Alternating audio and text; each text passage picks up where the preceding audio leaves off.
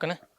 ಲಕ್ಕುಂಡಿಯ pump ಹೌಸ್ನಲ್ಲಿ ಕೂಡ ಸಾಕಷ್ಟು ಪ್ರಾಚ್ಯ ವಸ್ತುಗಳು ಕೂಡ ಈಗ ಪತ್ತೆ ಆಗಿದ್ದಾವೆ. ಅದೇ ವಿಚಾರ ಸಂಬಂಧಪಟ್ಟಂಗೆ ಮಾತನಾಡೋದಕ್ಕೆ ಆ ಪಂಪ್ ಹೌಸಿನ ಮಾಲೀಕರು ಕೂಡ ನಮ್ಮ ಜೊತೆಗಿದ್ದಾರೆ, ಕಲ್ಲಯ್ಯ ಬಳಗನವರು ಅಂತೇಳಿ. ಅವರನ್ನ ಮಾತನಾಡ್ಸೋಣ. ಸರ್, ಈಗ ಪಂಪ್ ಹೌಸ್ನಲ್ಲಿ ಕೂಡ ಸಾಕಷ್ಟು ಪ್ರಾಚ್ಯ ವಸ್ತುಗಳು ಕೂಡ ಪತ್ತೆ ಆಗ್ತಾ ಇದಾವೆ ಸರ್. ಯಾವಾಗ ತಂದು ಇಟ್ಟಿದ್ರಿ, ಏನು ಸರ್? ಮತ್ತು ಈಗ ಸರ್ಕಾರಕ್ಕೆ ಹಸ್ತಾಂತರ ಕೂಡ ಮಾಡ್ತಿದ್ರು ಹೆಂಗೆ ಸರ್? ಇದ್ರ ಬಗ್ಗೆ ಹೇಳಬೇಕು ಅಂತಂದರೆ ಇದು 100 ವರ್ಷಗಳ ಇತಿಹಾಸ ಸರ್. ಇದು ನಮ್ಮ ಪೂರ್ವಜರು ಕಟ್ಟಿರ್ತಕ್ಕಂಥ ಇದು ಹೌಸ್ ಸರ್. ಅದ್ರ ಬಗ್ಗೆ ನಮಗೆ ನಿಖರವಾಗಿ ಮಾಹಿತಿ ಇಲ್ಲ ಸರ್. ಇಲ್ಲಿ ಕಾಣ್ತಕ್ಕಂಥದ್ದು ಅವಶೇಷಗಳಡಿ ಅಂತಂದ್ರೆ ಹಿಂದ್ ಸೈಡ್ ಒಂದು, ಬ್ಯಾಕ್ ಸೈಡ್ ಒಂದು, ಇವೆರಡು ಬಿಟ್ಟರೆ ಮತ್ತೆ ಶಿಲಾಶಾಸನಗಳು ನಮ್ಮಲ್ಲಿ ಕಂಡು ಬಂದಿಲ್ಲ. ಅದಕ್ಕೋಸ್ಕರ ಇದನ್ನು ಸರ್ಕಾರಕ್ಕೆ ಕೊಡಬೇಕು ಅಂತಂದರೆ ನಮಗೆ ಅಡ್ವಾನ್ಸ್ ಆಗಿ ಇಂಜಿನ್ ಮನಿನ ನಿರ್ಮಾಣ ಮಾಡಿಕೊಟ್ರೆ ಮಾತ್ರ ನಾವು ಕೊಡ್ಲಿಕ್ಕೆ ಒಪ್ಪಿಗೆ ಇದ್ದೀವಿ. ಇಲ್ಲ ಅಂತಂದ್ರೆ ಕೊಡಲ್ಲ ಸರ್.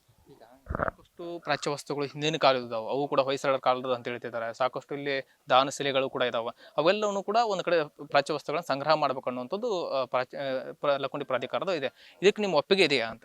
ಸರ್, ನಾವು ಕೊಡ್ಲಿಕ್ಕೆ ರೆಡಿ ಇದ್ದೀವ್ರಿ ಸರ್. ಆದ್ರೆ ನಮಗೆ ಈ ಇಂಜಿನ್ ಮನಿ ಏನೈತಿ ಇದನ್ನ ಪ್ರಥಮವಾಗಿ ನಮಗೆ ಆದ್ಯತೆ ಅದನ್ನ ನಿರ್ಮಾಣ ಮಾಡಿಕೊಟ್ಟು ಆನಂತರ ನಾವು ತಗೊಳ್ಳಿಕ್ಕೆ ಅವಕಾಶ ಮಾಡಿಕೊಟ್ರೆ ಮಾತ್ರ. ಬೇರೆ ಕಡೆ ಹ್ಞೂ ರೀ. ಈಗ ಯಾವಾಗಿಂದ ನೀವು ನೋಡ್ಕೊಂಡು ಬಂದಿದ್ರಿ ಸರ್? ನೋಡ್ಕೊಂತ ಬಂದಿದ್ದೇವೆ ಅಂತಂದ್ರೆ ಸರ್, ನಾವು ಈಗ 40 ರಿಂದ 50 ವರ್ಷ ನಾವು ನೋಡ್ಕೊಂತ ಬಂದಿದ್ದೇವೆ. ಅದಕ್ಕಿಂತ ಪೂರ್ವ ಇದ್ದಿರತಕ್ಕಂಥದ್ದು ಇದು ಹೌಸ್ ಸರ್. ನಮ್ಮ ಪೂರ್ವಜರು ಕಟ್ಟಿದ್ದು 100 ವರ್ಷಗಳ ಇತಿಹಾಸ ಸರ್ ಇದು. ಹ್ಞೂ ಸರ್. ಏನೇನಿದಾವೆ ಸರ್ ಇಲ್ಲಿ? ಸರ್, ನಾವು ನೋಡಿರೋದಂದ್ರೆ ಇದೇ ಅಷ್ಟೇ ಸರ್, ಮತ್ತೇನಿಲ್ಲ ಸರ್. ಹ್ಞೂ ಸರ್. ಏನೇನಿದಾವೆ ಸರ್ ಇಲ್ಲಿ? ಇಲ್ಲಿ ಗೋಡೆಯಲ್ಲಿ ಇರ್ತಕ್ಕಂಥದ್ದು ಅದೊಂದು ಪ್ರಾಚ್ಯ ವಸ್ತು ಇಲಾಖೆದು. ಈ ಕಡೆ ಒಂದು ಗಣೇಶ ಮೂರ್ತಿ ಇದೆ, ಅದನ್ನ ಬಿಟ್ಟರೆ ಬೇರೆ ಏನಿಲ್ಲ ಸರ್. ಆ ಬಾವಿಯಲ್ಲಿ ಇರ್ತಕ್ಕಂಥದ್ದು ಒಂದು, ಅದನ್ನ ಬಿಟ್ಟರೆ ಬೇರೆ ಏನೋ ನಮ್ಮ ಕಣ್ಣಿಗೆ ಕಂಡಿರ್ತಕ್ಕಂಥದ್ದು ಪ್ರಾಚೀನ ಕಾಲ. ಹ್ಞೂ ಸರ್. ಅಂದ್ರೆ ಹಿಂದಿನ ಲಕ್ಕುಂಡಿ ಗತವೈಭವ ಸಾರ್ತಕ್ಕಂಥದ್ದು ಪ್ರಾಚ್ಯ ವಸ್ತು ಇಲಾಖೆಗೆ ಸೇರಿರುವಂತ ನಮಗೆ ಗೆಸ್ ಮಾಡ್ತೀವಿ ಸರ್.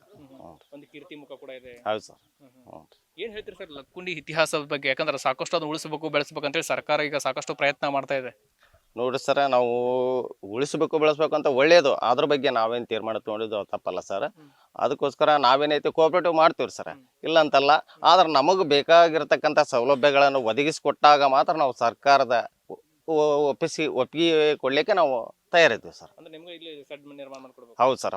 ಪ್ರಥಮ ನಾಯಕ ಅಂತಂದ್ರೆ ವಾಸ ಮಾಡ್ಲಿಕ್ಕೆ ನಮ್ಗೆ ಮೂಲ ಆದ್ಯತೆ ಅಂದ್ರೆ ಅದು. ನಮ್ಗೆ ಅದನ್ನ ಪ್ರಥಮವಾಗಿ ಅದನ್ನ ನಿರ್ಮಾಣ ಮಾಡಿಕೊಟ್ರೆ ಮಾತ್ರ ನಾವು ಕೊಡ್ಲಿಕ್ಕೆ ರೆಡಿ ಇದ್ದೀವಿ ಸರ್. ಇಲ್ಲ ಸರ್. ಇದೆಲ್ಲವೂ ಕೂಡ ತೋಟದ ಮನೆಯ ಮಾಲೀಕರಾಗಿರುವಂಥ ಕಲ್ಲಯ್ಯ ಬಳಗನೂರವರ ಮಾತಾಗಿರುವಂಥದ್ದು. ಯಾಕಂದ್ರೆ ಸರ್ಕಾರಕ್ಕೆ ನಾವು ಯಾವುದೇ ಅದನ್ನು ಕೊಡೋದಕ್ಕೆ ರೆಡಿ ಇದ್ದೀವಿ, ಆದ್ರೆ ಸರ್ಕಾರ ನಮಗೆ ಪಂಪ್ ಹೌಸ್ ಅನ್ನ ನಿರ್ಮಾಣ ಮಾಡಿಕೊಟ್ಟು ಅವುಗಳನ್ನ ತೆಗೆದುಕೊಂಡು ಹೋಗ್ಲಿ ಅನ್ನುವಂಥ ಮಾತನ್ನು ಕೂಡ ಹೇಳ್ತಾ ಇದ್ದಾರೆ. ಸಂತೋಷ್ ಕೋಣೂರ್, ನ್ಯೂಸ್ 18 ಗದಗ. ನಿರ್ಭೀತ, ನಿಷ್ಪಕ್ಷಪಾತ, ವಿಶ್ವಾಸಾರ್ಹ ಸುದ್ದಿಗಳಿಗೆ ಮತ್ತೊಂದು ಹೆಸರಾಗಿರುವ ನ್ಯೂಸ್ 18 ಕನ್ನಡ ಈಗ ಆಪ್ನಲ್ಲೂ ಲಭ್ಯವಿದೆ. ದಯವಿಟ್ಟು ಇಲ್ಲಿರುವ QR ಕೋಡ್ ಸ್ಕ್ಯಾನ್ ಮಾಡಿಕೊಂಡು ಆಪ್ ಡೌನ್ಲೋಡ್ ಮಾಡೋದಕ್ಕೆ ಮರಿಬೇಡಿ. ನಿಮ್ಮ ಬೆಂಬಲ ಹೀಗೆ ಸದಾ ನಮ್ಮೊಂದಿಗಿರಲಿ. ಧನ್ಯವಾದ.